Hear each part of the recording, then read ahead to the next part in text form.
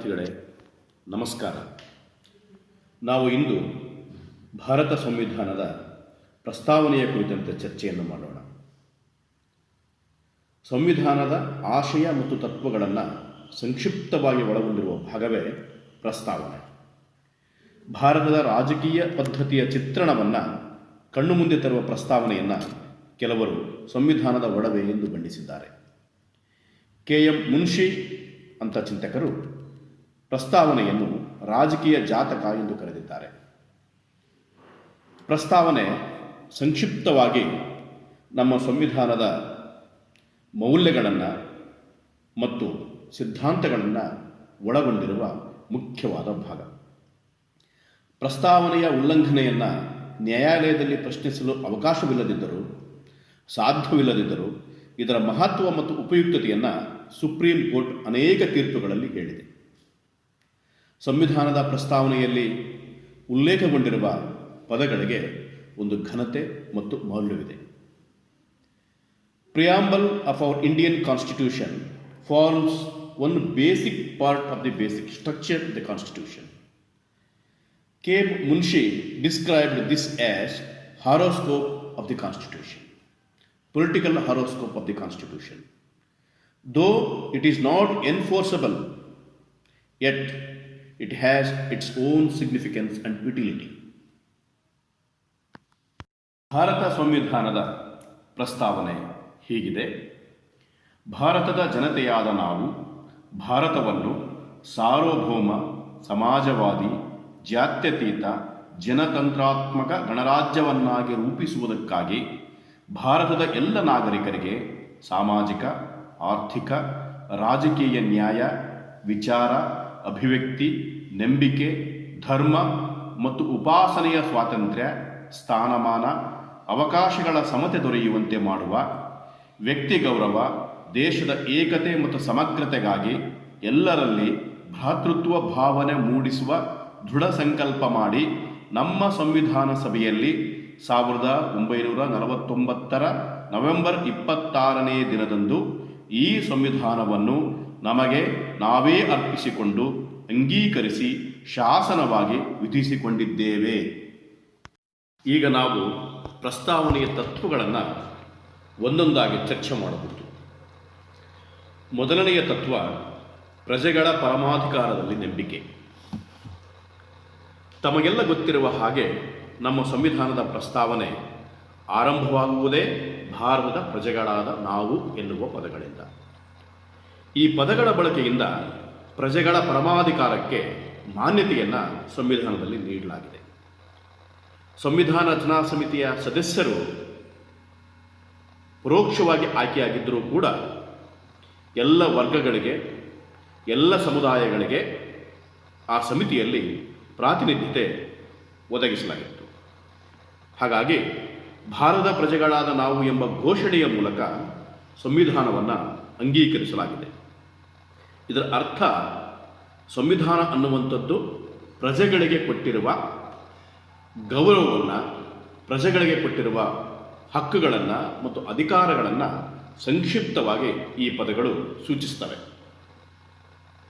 Faith in the popular sovereignty ಅಂತ.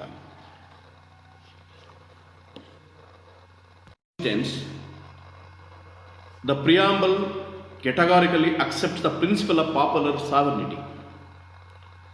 We all know that our constitution begins with these valuable words: we the people of India. And these words testify to the fact that the people are the ultimate source of all authority.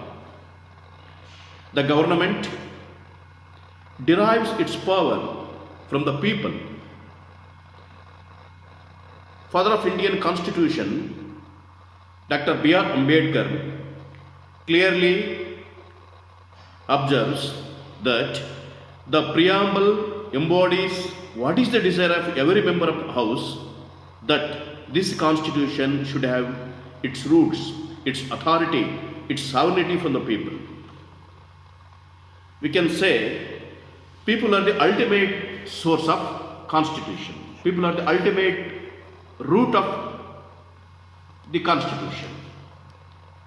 ಪ್ರಸ್ತಾವನೆಯ ಎರಡನೆಯ ತತ್ವ ಸಾರ್ವಭೌಮ ರಾಷ್ಟ್ರ. ಪ್ರಸ್ತಾವನೆಯಲ್ಲಿ ಖಚಿತವಾಗಿ ತಿಳಿಸಿರುವಂತೆ ಭಾರತ ಒಂದು ಸಾರ್ವಭೌಮ ರಾಷ್ಟ್ರ. ಜಗತ್ತಿನ ಯಾವುದೇ ರಾಷ್ಟ್ರಕ್ಕೆ ಅಧೀನವಾಗಿಲ್ಲ ನಮ್ಮ ದೇಶ. ತನ್ನ ರಾಷ್ಟ್ರೀಯ ಹಾಗೂ ವಿದೇಶಾಂಗ ನೀತಿಗಳನ್ನು ಸ್ವತಂತ್ರವಾಗಿ ತನ್ನ ವಿವೇಚನೆಗೆ ಅನುಗುಣವಾಗಿ ರೂಪಿಸುವ ಸ್ವಾತಂತ್ರ್ಯವನ್ನು ಮತ್ತು ಅಧಿಕಾರವನ್ನು ಭಾರತ ದೇಶ ಪಡ್ಕೊಂಡಿದೆ. ಭಾರತ ಕಾಮನ್ವೆಲ್ತ್ ಸದಸ್ಯ ರಾಷ್ಟ್ರವಾಗಿದ್ದರೂ ಕೂಡ ತನ್ನ ಸ್ವಾತಂತ್ರ್ಯವನ್ನಾಗಲಿ ತನ್ನ ಅಲಿಪ್ತ ನೀತಿಯನ್ನಾಗಲಿ ಕಳೆದುಕೊಂಡಿಲ್ಲ.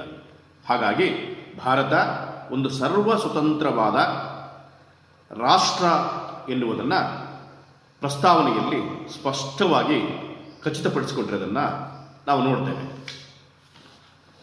Sovereign state. India is a sovereign state. We all know that India got its freedom from the British rule in the year 1947. It testifies to the fact that India is no longer a dependency or colony or possession of the British Crown. Adoption of the Constitution by the Constituent Assembly, this status ended and India emerged as a fully sovereign, independent state. It proclaimed the result of the freedom struggle and affirmed that India was the internally and externally to take her own decisions and implement these for our people and territories. ತತ್ವ ಸಮಾಜವಾದಿ ರಾಷ್ಟ್ರ. ಭಾರತವನ್ನು ಸಮಾಜವಾದಿ ರಾಷ್ಟ್ರವನ್ನಾಗಿ ಮಾಡುವುದು ಸಂವಿಧಾನದ ಮುಖ್ಯವಾದಂಥ ಗುರಿ ಮತ್ತು ಆದ್ಯತೆ ಆಗಿದೆ. ಸಮಾಜವಾದಿ ತತ್ವಗಳನ್ನು ಪ್ರಜಾಪ್ರಭುತ್ವದ ಮೂಲಕ ಜನರಿಗೆ ತಲುಪಿಸುವ ಒಂದು ಆಶಯವನ್ನು ನಮ್ಮ ಪ್ರಸ್ತಾವನೆ ಸೂಚಿಸುತ್ತೆ. ಸಾಮಾಜಿಕ ನ್ಯಾಯ, ಆರ್ಥಿಕ ನ್ಯಾಯ ಹಾಗೂ ರಾಜಕೀಯ ನ್ಯಾಯವನ್ನು ದೊರಕಿಸಿಕೊಡುವುದು ಚುನಾಯಿತ ಸರ್ಕಾರಗಳ ಆದ್ಯ ಕರ್ತವ್ಯ ಎನ್ನುವಂಥದ್ದನ್ನು ಕೂಡ ನಾವಿಲ್ಲಿ ಕಾಣಬಹುದು. ನಮ್ಮ ಸಂವಿಧಾನದ 4ನೇ ಭಾಗದಲ್ಲಿರುವ ರಾಜ್ಯ ನಿರ್ದೇಶಕ ತತ್ವಗಳ ಉದ್ದೇಶವೂ ಕೂಡ ಸಮಾಜವಾದಿ ರಾಷ್ಟ್ರವನ್ನು ನಿರ್ಮಾಣ ಮಾಡುವುದೇ ಆಗಿದೆ. ಹಾಗಾಗಿ ಭಾರತ ತನ್ನ ಪ್ರಜೆಗಳಿಗೆ ಸ್ವಾವಲಂಬಿ ಬದುಕನ್ನು ನಡೆಸುವ ನಿಟ್ಟಿನಲ್ಲಿ ಉದ್ಯೋಗದ ಅವಕಾಶಗಳಾಗಿರ್ಬೋದು, ಬೇರೆ ಬೇರೆ ಆರ್ಥಿಕ ಸ್ವಾವಲಂಬನೆ ಆಗಿರ್ಬೋದು, ಈ ಬಗೆಯ ಕಾರ್ಯಗಳನ್ನು ಜನಗಳಿಗೆ ಒದಗಿಸಬೇಕು ಅಂತಕ್ಕಂಥ ಉದ್ದೇಶದಿಂದ ಈ ಸಮಾಜವಾದಿ ರಾಷ್ಟ್ರ, ಸೋಷಿಯಲಿಸ್ಟ್ ಸ್ಟೇಟ್ ಅಂತಕ್ಕಂಥ ಉದ್ದೇಶವನ್ನು, ಆಶಯವನ್ನು ಪ್ರಸ್ತಾವನೆ ಒಳಗೊಂಡಿದೆ. ಈ ಸಮಾಜವಾದಿ ಅಂತಕ್ಕಂಥ ಪದವನ್ನು ಸಂವಿಧಾನದ ಪ್ರಸ್ತಾವನೆಯಲ್ಲಿ 1976ರಲ್ಲಿ ಸೇರಿಸಲಾಯಿತು. Socialist state. It was in 1976 that the preamble was amended to include the term socialism or socialist. It is the prime feature of the state of India. It reflects that India is committed to secure 3 kinds of justice: social justice, economic justice, and political justice to the people of India. ಸಂವಿಧಾನದ 4ನೆಯ ತತ್ವ ಪ್ರಜಾಸತ್ತಾತ್ಮಕ ಗಣರಾಜ್ಯ. ಪ್ರಜಾಸತ್ತಾತ್ಮಕ ಪದ್ಧತಿ ಅನ್ನುವಂಥದ್ದು ಜನಪ್ರಿಯವಾದ ಒಂದು ಸರ್ಕಾರದ ಪದ್ಧತಿ. ಪ್ರಜಾಪ್ರಭುತ್ವ ಅನ್ನುವಂಥದ್ದನ್ನು, ಅದರ ವ್ಯಾಖ್ಯೆಯನ್ನು ಅಬ್ರಹಾಂ ಲಿಂಕನ್ ಅವರು ನೀಡಿದರೆ ಅದು ತುಂಬ ಜನಪ್ರಿಯವಾಗಿದೆ. ಪ್ರಜೆಗಳಿಗಿಂತ, ಪ್ರಜೆಗಳಿಗಾಗಿ ಮತ್ತು ಪ್ರಜೆಗಳಿಗೋಸ್ಕರ ಇರುವ ಸರ್ಕಾರ ಅಂತ. ಹಾಗಾಗಿ ಇಲ್ಲಿ ಪ್ರಜಾಸತ್ತಾತ್ಮಕ ಗಣರಾಜ್ಯ ಅನ್ನುವಂಥದ್ದು ಪ್ರತಿನಿಧಿಗಳ ಮೂಲಕ ನಡೆಯುವ ಸರ್ಕಾರ. ಪ್ರತಿನಿಧಿಗಳು ಚರ್ಚೆಗಳ ಮೂಲಕ ಜನರ ಸಮಸ್ಯೆಗಳನ್ನು ಅರ್ಥ ಮಾಡಿಕೊಂಡು ರಚನಾತ್ಮಕವಾದಂಥ ಟೀಕೆಗಳನ್ನು ಮನ್ನಿಸಿ ಎಲ್ಲರ ಏಳಿಗೆಯನ್ನು ಸಾಧಿಸಲಿಕ್ಕೆ ಇರ್ತಕ್ಕಂಥ ಒಂದು ಜವಾಬ್ದಾರಿ ಸರ್ಕಾರ ಪ್ರಜಾಪ್ರಭುತ್ವ ಅನ್ನುವಂಥದ್ದು. ಹಾಗಾಗಿ ಇಲ್ಲಿ ರಿಪಬ್ಲಿಕ್ ಅಥವಾ ಗಣರಾಜ್ಯ ಅನ್ನುವಂಥದ್ದು ಕೂಡ ಒಂದು ಚುನಾಯಿತ ವ್ಯವಸ್ಥೆಯ ಮೂಲಕ ನಡೆಯುವ ಒಂದು ಸರ್ಕಾರದ ಪದ್ಧತಿ. ಈ ಚುನಾಯಿತ ಪ್ರತಿನಿಧಿಗಳು ಒಂದು ಅವಧಿಗೆ, ನಿರ್ದಿಷ್ಟವಾದ ಅವಧಿಗೆ ಆಯ್ಕೆ ಆಗ್ತಾರೆ. ಅದು ಸಂಸತ್ತಿಗೆ ಆಗಿರ್ಬೋದು ಅಥವಾ ರಾಜ್ಯಗಳ ವಿಧಾನಸಭೆಗಳಿಗೆ ಆಗಿರ್ಬೋದು. ಹೀಗೆ ಚುನಾವಣೆಯ ಮೂಲಕ ಜನರೇ ಆಯ್ಕೆ ಮಾಡಿಕೊಳ್ಳುವ ಒಂದು ವಿಶಿಷ್ಟವಾದ ಸರ್ಕಾರ ನಮ್ಮ ರಾಷ್ಟ್ರದಲ್ಲಿದೆ. ಆ ಬಗೆಯ ಸರ್ಕಾರದ ಪದ್ಧತಿಯನ್ನು ಕೂಡ ಸಂಕ್ಷಿಪ್ತವಾಗಿ ಪ್ರಸ್ತಾವನೆಯಲ್ಲಿ ಚರ್ಚೆ ಮಾಡಲಾಗಿದೆ. Democratic state.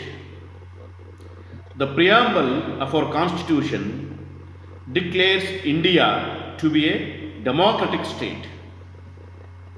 The Constitution of India provides for a democratic system.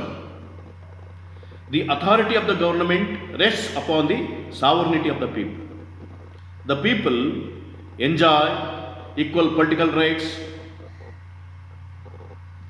enjoy other rights also. Universal adult franchise, right to contest elections, right to hold public offices, right to form associations and the right to criticize and oppose the policies of the government, freedom of expression and speech, freedom of the press and freedom of assemble peacefully have been guaranteed to all citizens. The people can change their government through elections. The government enjoy limited powers. It always acts under the Constitution, which represents the supreme will of the people. We can say the people are the supreme source of Constitution. ಐದನೆಯ ಮುಖ್ಯವಾದ ತತ್ವ ಜಾತ್ಯತೀತ ರಾಷ್ಟ್ರ. ನಮಗೆಲ್ಲ ಗೊತ್ತಿರೋ ಹಾಗೆ ಭಾರತ ಅನ್ನುವಂಥದ್ದು ಅನೇಕ ಧರ್ಮಗಳನ್ನು ಮತ್ತು ಜನಾಂಗಗಳನ್ನು ಒಳಗೊಂಡಿರುವ ಒಂದು ವಿಶಿಷ್ಟವಾದ ದೇಶ. ಬಹುತ್ವ ನಮ್ಮ ದೇಶದ ಮುಖ್ಯವಾದ ಲಕ್ಷಣ. ಸಂವಿಧಾನದ ಪ್ರಸ್ತಾವನೆಯಲ್ಲಿ ಭಾರತ ತನ್ನನ್ನು ಜಾತ್ಯತೀತ ರಾಷ್ಟ್ರ ಎಂದು ಘೋಷಿಸಿಕೊಂಡಿದೆ. ಜಾತ್ಯತೀತತೆ ಅಂದರೆ ಎಲ್ಲ ಧರ್ಮಗಳಿಗೂ ಸಮಾನವಾದಂಥ ಸ್ಥಾನಮಾನ ಇರಬೇಕು. ಧರ್ಮದ ವಿಷಯಕ್ಕೆ ಬಂದಾಗ ರಾಜ್ಯ ತನ್ನ ತಟಸ್ಥ ನೀತಿಯನ್ನು ಅನುಸರಿಸಬೇಕು. ರಾಷ್ಟ್ರದ ಒಳಗಡೆ ಬದುಕುವ ಬಹುಸಂಖ್ಯಾತರು ಮತ್ತು ಅಲ್ಪಸಂಖ್ಯಾತರು ಸಹಕಾರದಿಂದ, ಸೌಹಾರ್ದತೆಯಿಂದ ಬದುಕನ್ನು ನಡೆಸಬೇಕು. ಅಂದರೆ ಇಡೀ ಭಾರತದ ಜನಜೀವನವನ್ನು ಜಾತ್ಯತೀತಕರಣಗೊಳಿಸುವ ಉದ್ದೇಶದಿಂದ ಈ ಪದವನ್ನು ಸಂವಿಧಾನಕ್ಕೆ 42ನೇ ತಿದ್ದುಪಡಿ ತರುವುದರ ಮೂಲಕ ಸೇರಿಸಲಾಗಿದೆ. ಹಾಗಾಗಿ ಭಾರತ ಸಂವಿಧಾನದಲ್ಲಿ ಜಾತ್ಯತೀತ ಸಿದ್ಧಾಂತವನ್ನು ಅಳವಡಿಸಿಕೊಂಡಿರುವುದರಿಂದ ಸರ್ಕಾರ ಯಾವುದೇ ರಾಷ್ಟ್ರ ಧರ್ಮವನ್ನು, ಸ್ಟೇಟ್ ರಿಲಿಜಿಯನ್ ಅಂತ ಏನು ಕರಿತೀವಿ, ಅದನ್ನು ಅಂಗೀಕರಿಸಿಲ್ಲ.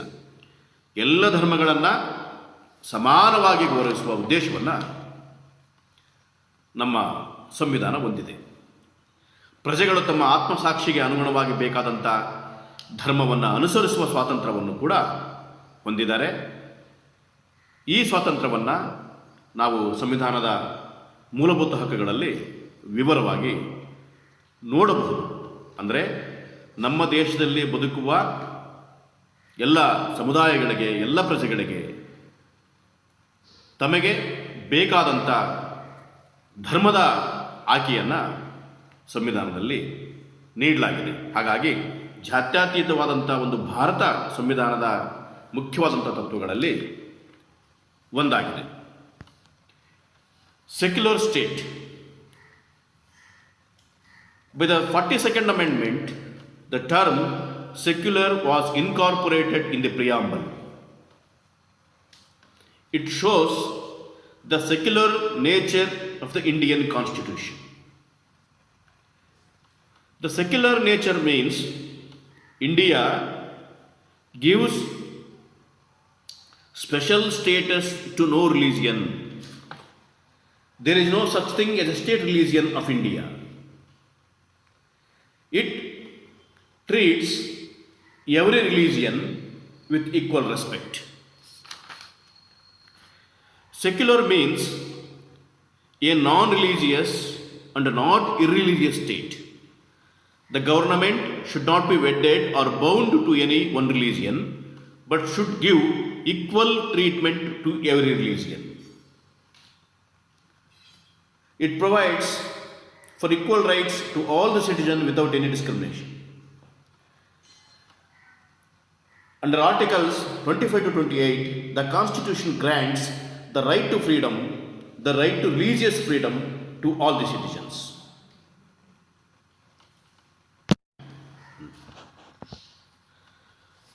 ಪ್ರಸ್ತಾವನೆಯ ಕೊನೆಯ ಭಾಗದಲ್ಲಿ ಮುಖ್ಯವಾದಂಥ 4 ಅಂಶಗಳನ್ನು ಚರ್ಚೆ ಮಾಡಬಹುದು. ನ್ಯಾಯ, ಸ್ವಾತಂತ್ರ್ಯ, ಸಮಾನತೆ ಮತ್ತು ಭ್ರಾತೃತ್ವ. ಇವು ನಮ್ಮ ದೇಶದ 4 ಆಧಾರ ಸ್ತಂಭಗಳಾಗಿ ಕೆಲಸ ಮಾಡ್ತವೆ. ದೇಶದ ಎಲ್ಲ ಪ್ರಜೆಗಳಿಗೆ, ಎಲ್ಲ ನಾಗರಿಕರಿಗೆ ಈ 4 ಅಂಶಗಳನ್ನು ತಲುಪಿಸುವಂಥದ್ದು, ಮುಟ್ಟಿಸುವಂಥದ್ದು ಸಂವಿಧಾನದ ಜವಾಬ್ದಾರಿಯಾಗಿದೆ. ನ್ಯಾಯ ಅನ್ನುವಂಥದ್ದು ಮುಖ್ಯವಾಗಿ 3 ವಿಧದ ನ್ಯಾಯಗಳನ್ನು ಒಳಗೊಂಡಿದೆ. ಸಾಮಾಜಿಕ ನ್ಯಾಯ, ಆರ್ಥಿಕ ನ್ಯಾಯ ಮತ್ತು ರಾಜಕೀಯ ನ್ಯಾಯ. ಸಾಮಾಜಿಕ ನ್ಯಾಯ ಅಂದರೆ ವಿವಿಧ ವರ್ಗಗಳಲ್ಲಿ ಮತ್ತು ಜಾತಿಗಳಲ್ಲಿ ಏಕತೆ ಮತ್ತು ಸಮಾನತೆಯ ಭಾವಗಳನ್ನು ಉಂಟು ಮಾಡಲು, ಹಿಂದುಳಿದ ವರ್ಗಗಳ ಹಿತಾಸಕ್ತಿಯನ್ನು ಕಾಪಾಡುವಂಥದ್ದು, ಶ್ರಮಿಕರ ಜೀವನ ಮಟ್ಟವನ್ನು ಸುಧಾರಿಸುವಂಥದ್ದು, ಬಡತನವನ್ನು ತೊಲಗಿಸುವಂಥದ್ದು. ಆರ್ಥಿಕ ಸಮಾನತೆ ಅನ್ನುವಂಥದ್ದು ಬಡತನವನ್ನು, ಆರ್ಥಿಕ ಅಸಮಾನತೆಯನ್ನು ತೊಲಗಿಸಿ ಸಾಧ್ಯವಾದ ಮಟ್ಟಿಗೆ ಎಲ್ಲರೂ ಸಮಾನವಾಗಿ ಆರ್ಥಿಕ ತ್ರಾಣವನ್ನು ಪಡೆಯುವ ಒಂದು ಅವಕಾಶವನ್ನು, ವಾತಾವರಣವನ್ನು ಸೃಷ್ಟಿ ಮಾಡುವಂಥದ್ದು. ರಾಜಕೀಯ ನ್ಯಾಯ ಅಂತಂದರೆ ರಾಜಕೀಯ ಬದುಕಿನಲ್ಲಿ, ರಾಜಕೀಯ ಕ್ಷೇತ್ರದಲ್ಲಿ ಎಲ್ಲರೂ ಯಾವುದೇ ಭಯವಿಲ್ಲದೆ ಮುಕ್ತವಾಗಿ ರಾಜಕೀಯ ಬದುಕಿನಲ್ಲಿ ಪ್ರವೇಶ ಪಡೆಯುವ ಅವಕಾಶ. ಇದನ್ನು ನಾವು ನ್ಯಾಯ ಅಂತ ಕರಿತೀವಿ. ಸ್ವಾತಂತ್ರ್ಯ ಅನ್ನುವಂಥದ್ದು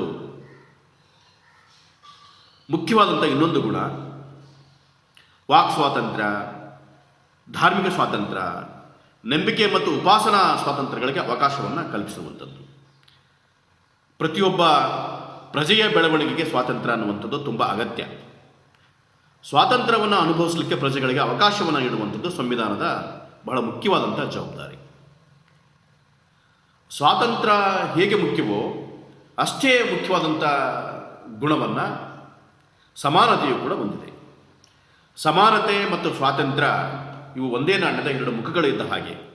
ಧರ್ಮ, ಜಾತಿ, ಲಿಂಗ, ಬಣ್ಣ, ವಾಸಸ್ಥಳ ಮುಂತಾದವುಗಳ ಆಧಾರದ ಮೇಲೆ ತರತಮವನ್ನು ಮಾಡದೆ, ಭೇದ ಭಾವನೆಗಳನ್ನು ಮಾಡದೆ ಸಮಾನವಾದಂಥ ಅವಕಾಶಗಳನ್ನು ನೀಡುವಂಥದ್ದು ಮುಖ್ಯವಾಗ್ತದೆ. ಭ್ರಾತೃತ್ವ ಅನ್ನುವಂಥದ್ದು ಕೂಡ ಇನ್ನೊಂದು ಬಹಳ ಮುಖ್ಯವಾದಂಥ ಲಕ್ಷಣ. ಈಗಾಗಲೇ ಹೇಳಿದ ಹಾಗೆ ಭಾರತದಲ್ಲಿ ಅನೇಕ ಧರ್ಮಕ್ಕೆ ಸೇರಿರುವ, ಜಾತಿಗೆ ಸೇರಿರುವ, ಸಂಸ್ಕೃತಿಗೆ ಸೇರಿರುವ ಜನಗಳು ಬದುಕ್ತಾ ಇದ್ದಾರೆ. ಇವರೆಲ್ಲರ ಮಧ್ಯೆ ಭ್ರಾತೃತ್ವ ಇರುವಂಥದ್ದು ಕೂಡ ಬಹಳ ಮುಖ್ಯವಾದಂಥ ಸಂಗತಿ.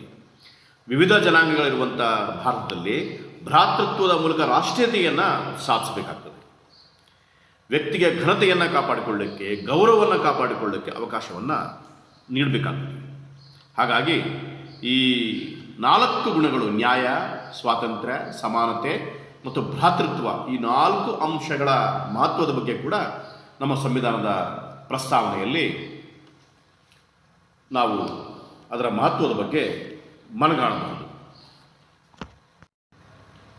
The preamble has 4 cardinal objectives, and they are justice, liberty, equality, and last one, fraternity. Justice.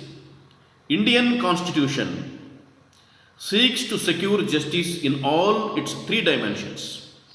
And those three dimensions are social justice, economic justice, and political justice. In its social dimension, justice means the absence of socially privileged classes in the society and no discrimination against any citizen on grounds of caste, creed, color, religion, sex, or place of birth. India accepts the securing of social justice as a prime goal. It stands for eliminating social exploitation in the same caste or creed. The Constitution grants the right to equality to all the citizens. We all know that untouchability, the practice of untouchability is a crime. Economic justice means no discrimination between man and man on the basis of income, on the basis of wealth, on the basis of economic values. It involves the concept of equitable distribution of wealth, proper distribution of wealth, scientific distribution of wealth. Economic equality is the main goal of our Constitution. When we come to political justice, free and fair opportunities to the people for participation in the political process. Fair and free opportunities will be given to the people for political participation. It stands for the grant of equal political rights to all the people without any discrimination on the basis of caste, color, creed, religion, sex, or place of birth.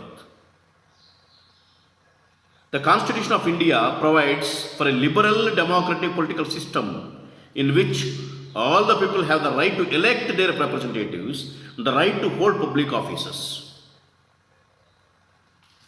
Next principle is liberty. The preamble declares liberty to be the second cardinal objective to be secured by the Constitution. The freedom of the country makes it all the more essential to secure the liberty of the people. The preamble lists liberty of thought, liberty of expression, belief, faith, and worship as objectives to be secured to all the people. The grant of fundamental rights, part 3, chapter 3 of our Constitution, fundamental rights, including the right to freedom, is designed to secure this objective. Liberty is the vital necessity for the fullest development of the mind of the individual. Next principle is equality. Equality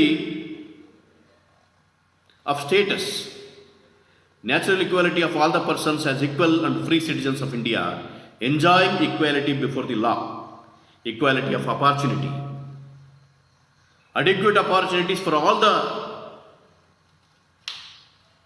development, for securing the development, equality of status. The last principle of the preamble is fraternity. The preamble of Indian Constitution clearly states that another major objectives of the Constitution is to promote among all the people fraternity, a feeling of spiritual and psychological unity. It is designed to secure the dignity of the individual and the unity and integrity of the nation. Human dignity was regarded as a supreme value in our national liberation movement. Therefore, justice, liberty, equality, and fraternity, these are the 4 cardinal objectives of the Indian Constitution. ಹಾಗಾಗಿ ನಮ್ಮ ಸಂವಿಧಾನದ ಪ್ರಸ್ತಾವನೆ ಅನ್ನುವಂಥದ್ದು ಸಂವಿಧಾನ ಒಳಗೊಂಡಿರುವ ಎಲ್ಲ ಆಶಯಗಳನ್ನು, ತತ್ವಗಳನ್ನು ಸಂಕ್ಷಿಪ್ತವಾಗಿ ಪ್ರತಿಬಿಂಬಿಸುವ ಒಂದು ಮುಖ್ಯವಾದ ಭಾಗವಾಗಿದೆ. ನಮ್ಮ ರಾಷ್ಟ್ರದ ರಾಜಕೀಯ ಪದ್ಧತಿ, ಆರ್ಥಿಕ ಮತ್ತು ಸಾಮಾಜಿಕ ಧ್ಯೇಯಗಳನ್ನು ಹಾಗೂ ಮಾನವೀಯ ಮೌಲ್ಯಗಳನ್ನು ಪ್ರತಿಬಿಂಬಿಸುವ ಒಂದು ಮುಖ್ಯವಾದ ಭಾಗವಾಗಿ ನಮಗೆ ಪ್ರಸ್ತಾವನೆ ಕಾಣಿಸ್ತದೆ. ಹಾಗಾಗಿ ಎಲ್ಲ ಜಗತ್ತಿನ ಎಲ್ಲ ರಾಷ್ಟ್ರಗಳು ಪ್ರಸ್ತಾವನೆಯನ್ನು ಒಳಗೊಂಡಿರುವ ಹಾಗೆ ನಮ್ಮ ದೇಶದ ಪ್ರಸ್ತಾವನೆ ಕೂಡ ಪ್ರಸ್ತಾವನೆಯನ್ನು ಒಳಗೊಂಡಿದೆ. ನಮ್ಮ ದೇಶದ ಪ್ರಸ್ತಾವನೆಯನ್ನು ಗಮನಿಸಿದರೆ ಸಾಕು, ಇಡೀ ಸಂವಿಧಾನದ ಎಲ್ಲ ಆಶಯಗಳು ಜೀವಂತವಾಗಿ ಗೋಚರಿಸುವ ಒಂದು ಭಾಗವಾಗಿ ಪ್ರಸ್ತಾವನೆ ನಮಗೆ ಕಾಣ್ತದೆ. ನಮಸ್ಕಾರ.